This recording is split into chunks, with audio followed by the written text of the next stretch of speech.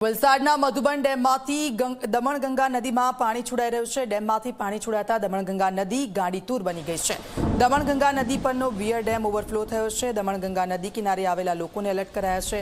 સિલવાસ, વાપી અને દમણના ગામ લોકોને નદી કિનારે ન જવા માટેની સૂચના આપવામાં આવી છે। આપ જુઓ, દક્ષિણ ગુજરાતમાં સતત વરસાદ અને તેના કારણે ડેમ જે જળાશયો છે સતત છલકાઈ રહ્યા છે અને નીચાણવાળા વિસ્તારો છે તે લોકોને સૂચના આપી દેવામાં આવી છે।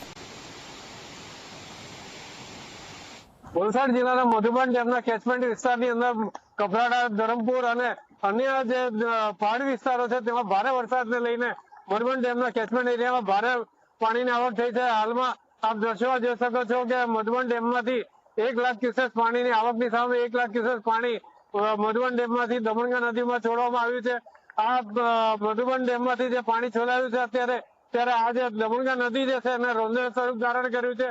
મધુબન ડેમમાંથી જે આ નદી છે દમણગંગા નદી છે સિલવાસ, વાપી અને દમણ જતી હોય ત્યારે નદી કિનારે જેટલા બી લોકો જે છે તે લોકોને સાવચેતી રૂપે નદી અને દરિયાથી દૂર રહેવા માટે કરીને પ્રશાસન દ્વારા ચેતવણી આપવામાં આવી છે અને હજી પણ ભારે વરસાદ વરસવાનો હોય એ આગાહી હોય જેને લઈને વલસાડ જિલ્લા વહીવટી તંત્ર જે છે એલર્ટ મોડમાં દેખાઈ રહ્યું છે। જોશી, ઝી મીડિયા, વાપી।